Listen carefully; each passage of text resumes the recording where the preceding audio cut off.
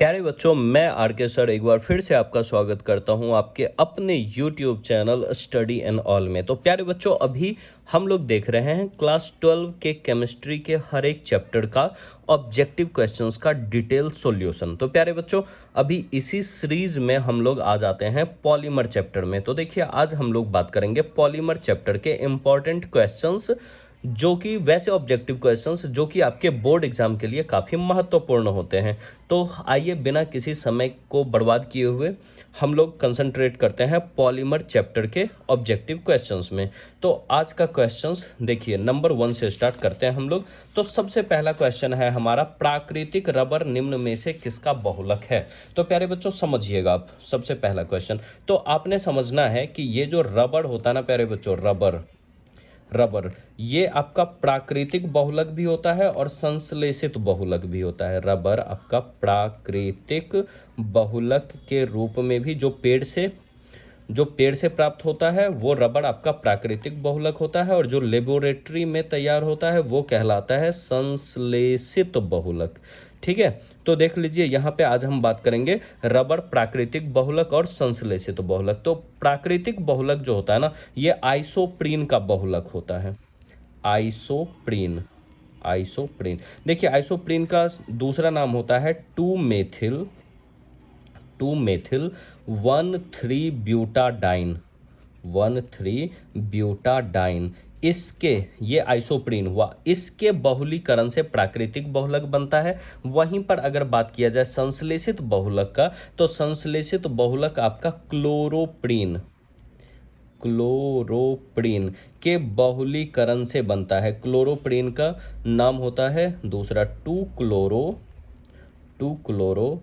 1,3-ब्यूटाडाइन। अगर इसका स्ट्रक्चर देखें प्यारे बच्चों, तो ब्यूट मतलब 4 कार्बन, 1 2 3 4, 1 और 4 पर आपका डबल बॉन्ड है। यहाँ पे हाइड्रोजन पूरा कर लीजिए, H2, यहाँ पे हो जाएगा CH3, इसका बॉन्ड पूरा है, CH, इसका भी बॉन्ड पूरा हो गया, और यहाँ पे हो जाएगा आपका CH2। देखिए, ये हो गया आपका आइसोप्रीन। वहीं पर क्लोरोप्रीन का बात करें तो 2 नंबर पर मेथिल के जगह क्लोरीन हो जाएगा। क्या हो जाएगा? CH2 double bond CCl, single bond CH double bond CH2, ये होता है क्लोरोप्रीन। तो देखिए, प्राकृतिक रबर किसका बहुलक हो जाएगा प्यारे बच्चों? नंबर 1 आइसोप्रीन का बहुलक हो जाएगा। तो ये था हमारा पहला क्वेश्चन। अब आ जाइए सेकंड क्वेश्चन में, कह रहा है निम्न में से कौन संघनन बहुलीकरण का उत्पाद है। तो आपको सबसे पहले ये जानना है कि ये संघनन बहुलीकरण होता क्या है प्यारे बच्चों। वैसा बहुलीकरण जिसमें एक से अधिक मोनोमर, एक से अधिक एकलक आपस में इस प्रकार जुड़ते हैं कि उसमें से सरल अणु बाहर हो जाए, सरल अणु बाहर निकले, जिससे कि उसमें बॉन्ड का निर्माण हो और वो आपस में जुड़ करके बहुलक का निर्माण करेंगे। सरल अणु में आपका जल हो सकता है, अल्कोहल हो सकता है, हाँ, इस तरह का छोटा छोटा अणु, सरल अणु बाहर निकलता है। तो देखिए, संघनन बहुलीकरण का उदाहरण है नायलॉन 66। तो ये जो नायलॉन 66 या नायलॉन 66 है प्यारे बच्चों, यह हेक्सामेथिलीन डाइएमीन, इस तरह से आप लिखेंगे। डाइएमीन मतलब दोनों साइड NH2, और हेक्सामेथिलीन तो बीच में CH2 का होल 6 है, हेक्सामेथिलीन डाइएमीन।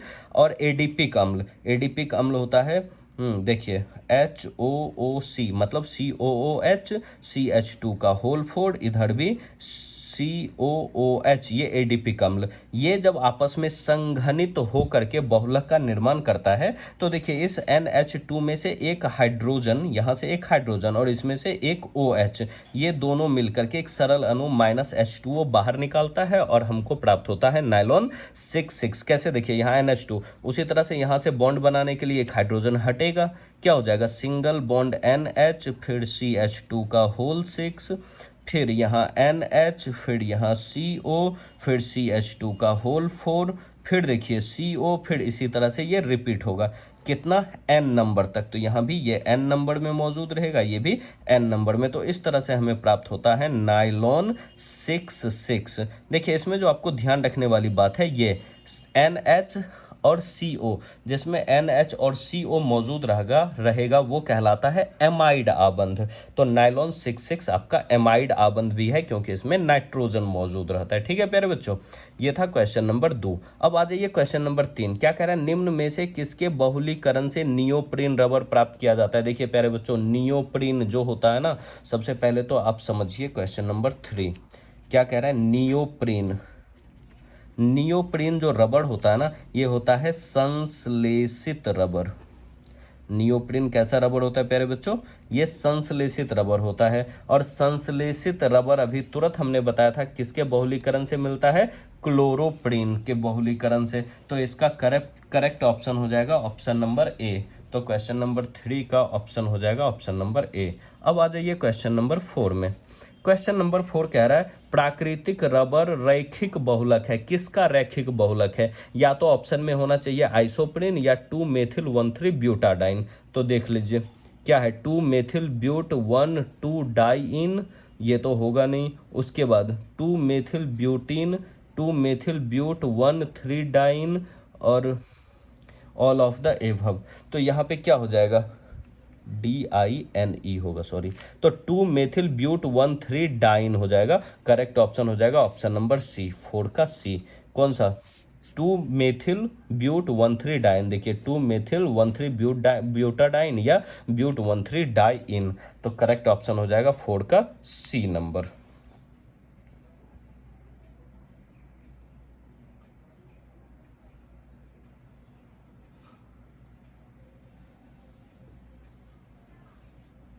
अब आ जाइए अगले क्वेश्चन की ओर।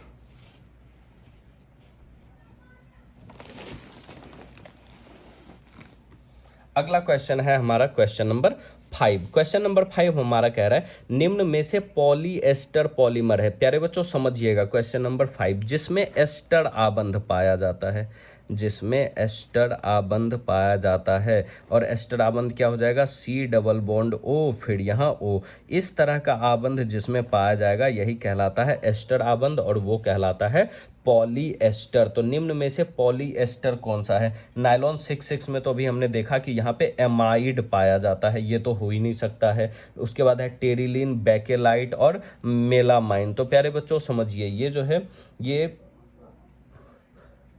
ये पॉलीएस्टर, तो ये टेरिलीन या जो डेक्रोन होता है ना, टेरिलीन या डेक्रोन, इसमें पाया जाता है एस्टर आबंध। कैसे, देखिए टेरिलीन या डेक्रोन, क्वेश्चन नंबर 5 में टेरिलीन या डेक्रोन, टेरिलीन या डेक्रोन कैसे प्राप्त होता है। देखिए इसका रिएक्शन देख लेते हैं। अगर आप इस वीडियोज को ध्यान से देखते हैं और इसका एक्सप्लेनेशन ध्यान से देखते हैं तो यकीन मानिए आपका 2 मार्क्स का क्वेश्चन भी बहुत हद तक आप इससे कवर कर पाएंगे। जैसे देखिए टेरिलीन या डेक्रोन कैसे बनता है, अगर आपसे ये पूछा जाए तो ये बनता है आपका एथिलीन ग्लाइकॉल।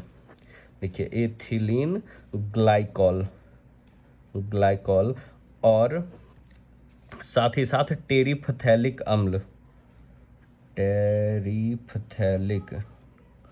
टेरिफ्थैलिक अम्ल के बहुलीकरण से बनता है। कैसे, देखिए तो एथिलीन ग्लाइकॉल जो होता है प्यारे बच्चों, ये होता है आपका CH2 सिंगल बॉन्ड CH2, इसके दोनों साइड लगा दीजिए OH, ये हो जाएगा आपका इथिलीन ग्लाइकॉल। इसकी अभिक्रिया कराना है टेरिफ्थैलिक अम्ल। टेरिफ्थैलिक अम्ल क्या होता है, देखिए ये बेंजीन का स्ट्रक्चर और इसके दोनों साइड लगा दीजिए COOH, HOOC, इधर भी COOH। ये जब आपस में बहुलीकृत होगा 425 से 475 केल्विन पर, तब आप देखिए ये किस प्रकार से बॉन्ड बनाएगा। तो ये n संख्या में एकलक मौजूद रहेगा, क्योंकि बहुलक बनाने के लिए n संख्या में हमको चाहिए होता है। तो देखिए यहाँ से किस प्रकार बनेगा, यहाँ से OH रिमूव होगा, बचेगा क्या, सिंगल बॉन्ड CH2, फिर CH2, फिर देखिए यहाँ इस वाले OH से यहाँ से H और इसका OH माइनस H2O बाहर हो जाएगा। यहाँ पर बचेगा आपका O, फिर यहाँ बचेगा C डबल बॉन्ड O, फिर ये बेंजीन वाला स्ट्रक्चर, हाँ, फिर यहाँ C डबल बॉन्ड O। अब देखिए यहाँ से यहाँ से जो आपका ये OH है इस H के साथ -H2O बन के बाहर जाएगा। तो इस तरह का जो श्रृंखला होता है प्यारे बच्चों, ये n संख्या में रिपीट होता है। तो यहाँ पे आप देखिए ये एस्टर आबंध है क्या, C डबल बॉन्ड O और O, ये आपका कहलाता है एस्टर आबंध। तो जिसमें एस्टर पाया जाता है तो किस में पाया जाता है, टेरिलीन या डेक्रोन में, तो ये कहलाता है आपका पॉलीएस्टर। तो देख लीजिए क्वेश्चन नंबर 5 का क्या हो जाएगा, करेक्ट ऑप्शन बी, टेरिलीन। 5 का बी, कौन सा पॉलीएस्टर पॉलीमर है, टेरिलीन है प्यारे बच्चों। क्वेश्चन नंबर 6 में देखिए कह रहा है बेकेलाइट किस प्रकार का पॉलीमर है।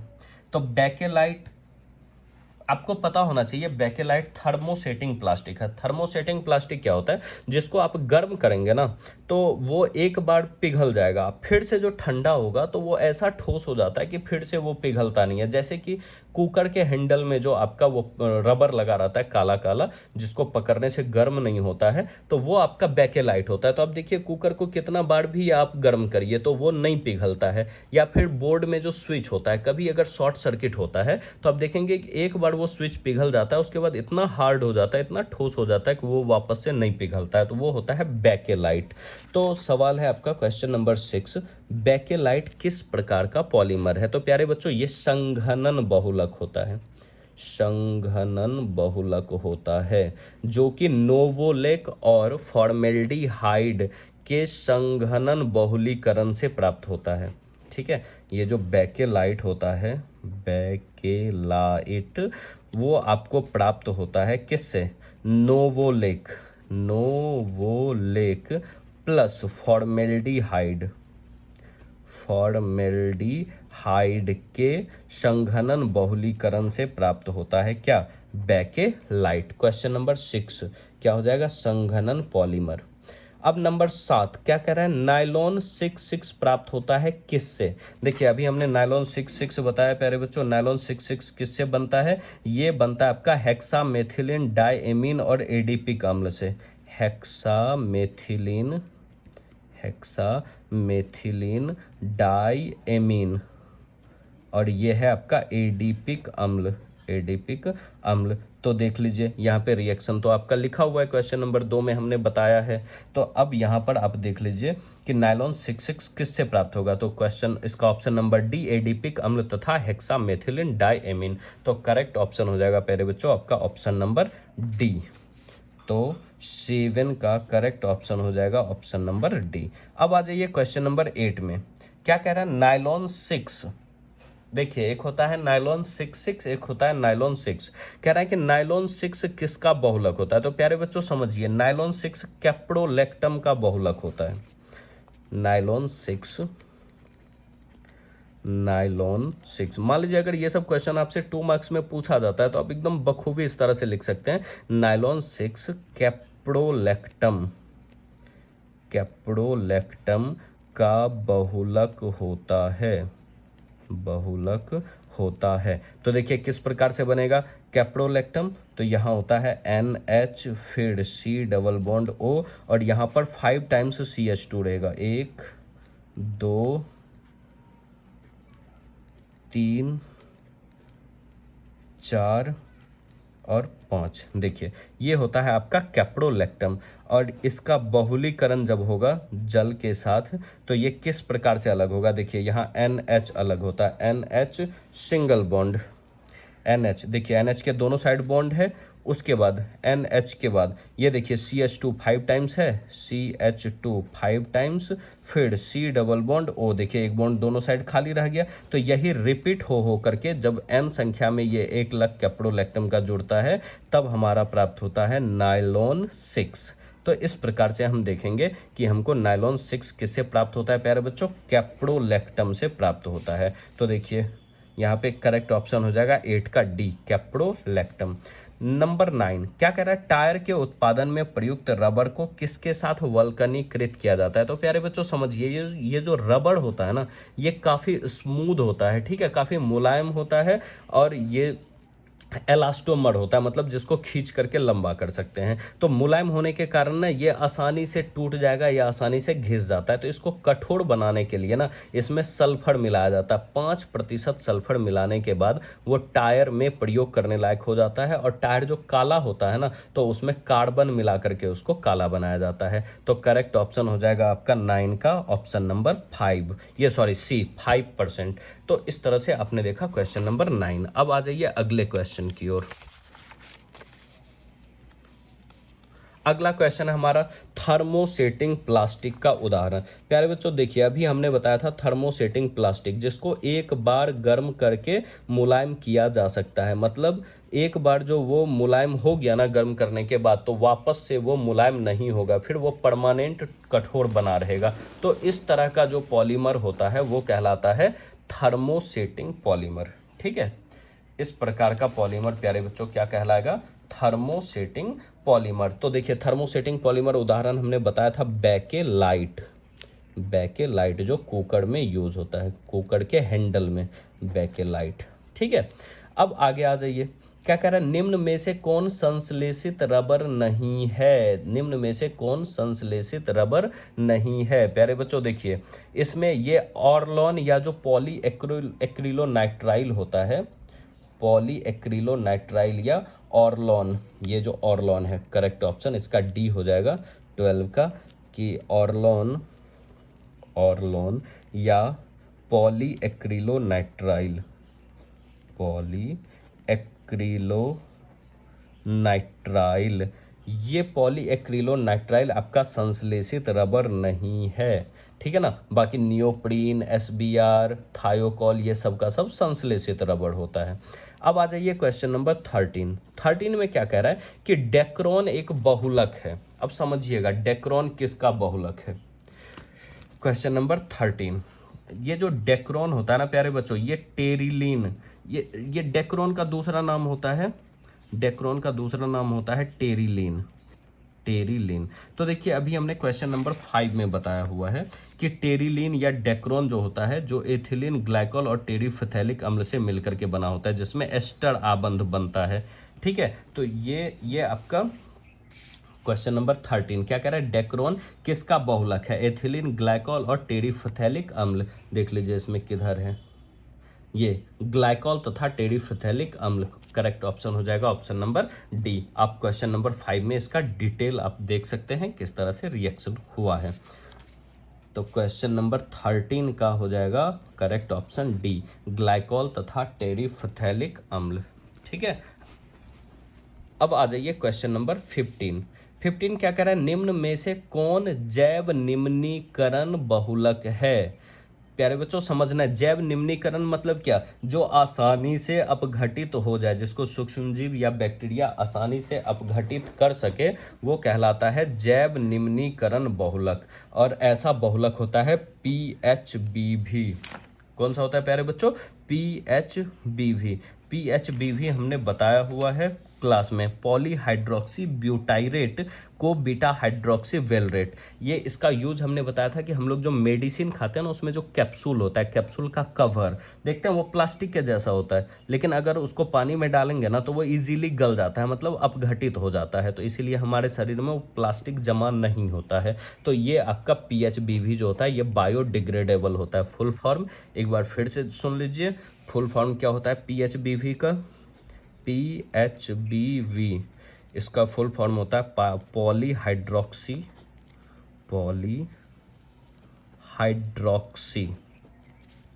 ब्यूटाइरेट, ब्यूटाइरेट को beta hydroxy, hydroxy valerate, valerate. ये VVI है बाबू। PHBV जो है ना आपका बहुत इंपॉर्टेंट है, ये इसमें से 2 मार्क्स क्वेश्चन भी आपसे पूछा जाएगा। तो PHBV कैसा होता है? बायोडिग्रेडेबल, मतलब जो आसानी से अपघटित हो जाए, जिससे प्रदूषण नहीं होगा। इसका मुख्य रूप से उपयोग वही कैप्सूल का जो खोल होता है, कवर, उसमें होता है। उसके अलावा जो हड्डियों से संबंधित उपकरण होता है, उसको बनाने में इसका PHBV का इस्तेमाल किया जाता है। ठीक है, अब आगे आ जाइए। क्या कह रहा है? नायलॉन 66 निम्न में से किसका उदाहरण है? तो नायलॉन 66 में देखिए हमने बताया है, नायलॉन 66 में कौन सा पॉलीएमाइड आबंध बनता है ना प्यारे बच्चों। तो देखिए इसका करेक्ट ऑप्शन हो जाएगा ऑप्शन नंबर सी, पॉलीएमाइड। 16 का सी हो जाएगा पॉलीएमाइड। अब आ जाइए क्वेश्चन नंबर 17 क्या कह रहा है, नायलॉन 2 नायलॉन 6 बनाने के लिए 1 लाख। ये देखिए ये जो नायलॉन 2 नायलॉन 6 है, नायलॉन 2 नायलॉन 6, ये भी आपका बायोडिग्रेडेबल है, मतलब जैव निम्नीकरण। ये जो हमने पढ़ा है देखिए अभी तुरंत, पीएचबीवी जैव निम्नीकरण वाला है। तो ये जो पीएचबीवी है, पीएचबीवी के अलावा नायलॉन 2 और नायलॉन 6 भी जैव निम्नीकरण बहुलक है, मतलब ये भी आसानी से अपघटित हो जाता है। और ये किसके सहायता से बनता है प्यारे बच्चों, ये बनता है ग्लाइसिन प्लस एमिनो कैप्रोइक अम्ल के बहुलीकरण से। तो देखिए ग्लाइसिन का फॉर्मूला होता है NH2CH2COOH, ये होता है ग्लाइसिन। और एमिनो कैप्रोइक अम्ल होता है NH2CH2 का होल 5 NH2CH2 का होल 5 COOH। ये जब आपस में बहुलीकृत होता है तब हमारा बनता है नायलॉन 2 नायलॉन 6। देखिए इसको फिर से हम बता दें आपको,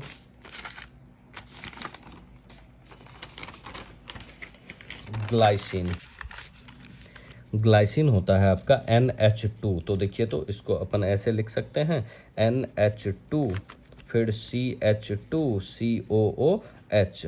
इसकी अभिक्रिया एमिनो कैप्रोइक अम्ल से करा दीजिए, NH2CH2 का होल 5 COOH। तो ध्यान से देखिए यहाँ से एक हाइड्रोजन रिमूव होगा बॉन्ड बनाने के लिए, तो क्या बचेगा, सॉरी H2N होगा।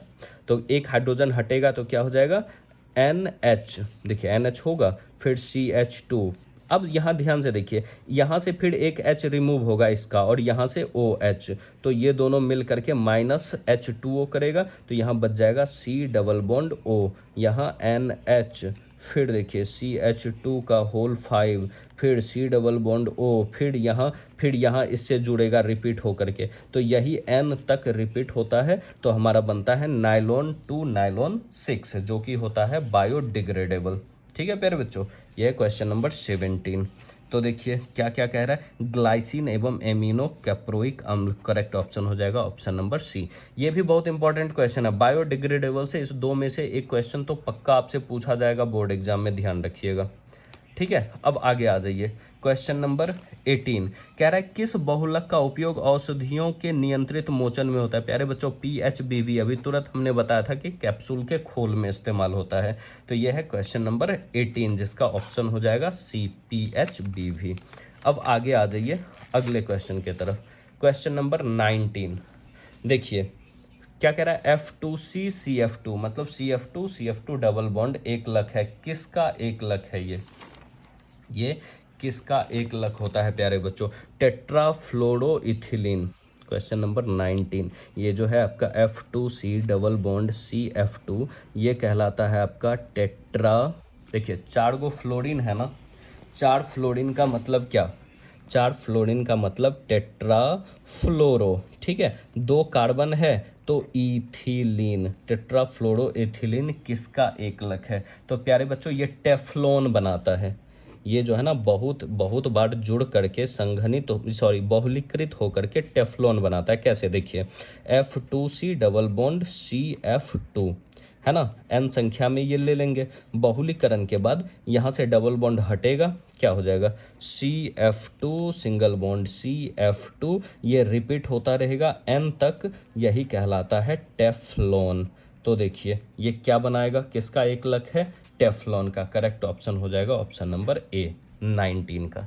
अगला क्वेश्चन देखते हैं 20, ब्यूना एस रबर किसका 1 लाख है। तो प्यारे बच्चों ब्यूना एस रबर जो होता है ना, ये ब्यूटाडाइन स्टाइरिन होता है, ब्यूटाडाइन स्टाइरिन, इसका मतलब स्टाइरिन और ब्यूटाडाइन से मिलकर के बनेगा। देखिए इसका अगर आपको फुल फॉर्म याद रहे, ब्यूना एस रबर जो है इसका पूरा नाम है ब्यूटाडाइन स्टाइरिन रबर। तो देखिए ये दो चीज़ से मिलकर के बनेगा ब्यूटाडाइन और स्टाइरिन से, तो स्टाइरिन एवं ब्यूटाडाइन करेक्ट ऑप्शन हो जाएगा ऑप्शन नंबर सी 20 का। अब देखिए 21 नंबर में क्या कह रहा है, डेक्रोन निम्न में से किसका उदाहरण है। प्यारे बच्चों डेक्रोन, डेक्रोन किसका उदाहरण है, अभी हमने पीछे देखा था पॉलीएस्टर जिसमें एस्टर आबंध बनता है, पॉलीएस्टर, डेक्रोन में एस्टर आबंध बनता है, तो अतः ये किसका उदाहरण है, पॉलीएस्टर का। तो 21 का करेक्ट ऑप्शन हो जाएगा ऑप्शन नंबर ए। अब आगे आ जाइए, अगला क्वेश्चन है ये 22 क्या कह रहा है, निम्न में से कौन एलास्टोमर का उदाहरण नहीं है। एलास्टोमर क्या हुआ, एलास्टोमर मतलब जिसको खींच करके हम लंबा कर सकते हैं फिर छोड़ेंगे वापस अपने शेप में आ जाएगा, वो एलास्टोमर होता है। तो देखिए ब्योना एस रबर है तो एलास्टोमर होगा ही, ब्योना एन भी रबर है एलास्टोमर होगा ही, नियोप्रिन संश्लेषित रबर है तो ये भी तो एलास्टोमर होगा ही, बचा कौन, टेफ्लॉन। तो 22 का करेक्ट ऑप्शन हो जाएगा डी, जो कि रबर नहीं है, अर्थात ये एलास्टोमर का उदाहरण नहीं है। अगला क्वेश्चन आ जाइए, क्वेश्चन नंबर 23 क्या कह रहा है, प्रबल अंतर आणविक बल जैसे हाइड्रोजन आबंध किस में कार्य करता है। समझिएगा हाइड्रोजन आबंध काफी मजबूत आबंध होता है, तो ये उस प्रकार के बहुलक में यूज होगा जिसको आसानी से तोड़ा नहीं जा सकता या जो बहुत मजबूत होगा, तो इसका करेक्ट ऑप्शन होगा बी, रेशा, जिसको फाइबर बोलते हैं। 23 का बी हो जाएगा फाइबर या हिंदी में रेशा, ये काफ़ी मजबूत हाइड्रोजन आबंध से बंधा होता है।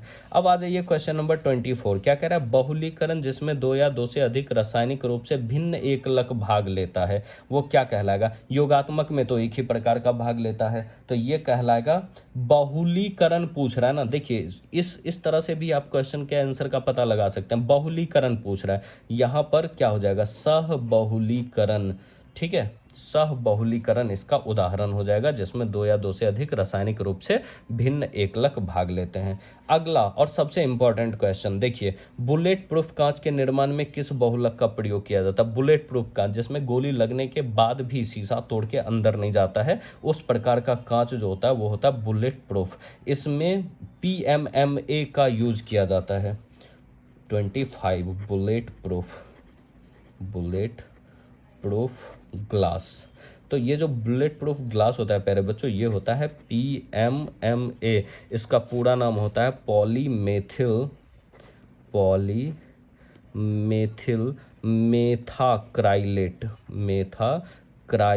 ये इस पॉलीमर का नाम है। और इसका खास बात क्या है, इसमें खास बात कि यह कठोर, काफ़ी ज़्यादा कठोर होता है प्लस पारदर्शी बहुलक होता है। पारदर्शी मतलब क्या, आर पार देखा जा सकता है, पारदर्शी बहुलक इसीलिए शीशा की तरह इसका यूज होता है, जो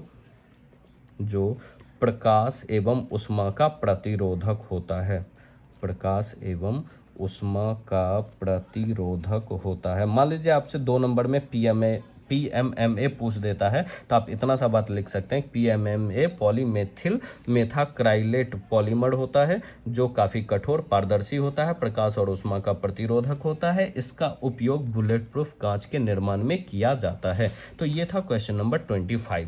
और आज जो ये हमारा पार्ट 1 है इस चैप्टर का, इसमें हम देखेंगे टोटल 25 क्वेश्चन। तो प्यारे बच्चों आपको वीडियोज कैसा लगा, अगर आपने लास्ट तक वीडियोज देखा है तो प्लीज़ कमेंट बॉक्स में अपना भाई ओपिनियन, अपना सुझाव जरूर लिखें। और अगर आपको वीडियोस पसंद पड़ता है तो प्लीज़ से वीडियो को लाइक करिए और अपने दोस्तों के साथ जो भी 12 में हैं या फिर अभी 12 में जाने वाले हैं उनके साथ शेयर करिए ताकि उनको भी इसका बेनिफिट मिल सके। चलिए फिर मिलते हैं अगले क्लास में अगले वीडियोज़ के साथ, तब तक इस वीडियोज़ को आप अच्छे से तैयार कर लीजिए। Thank you so much.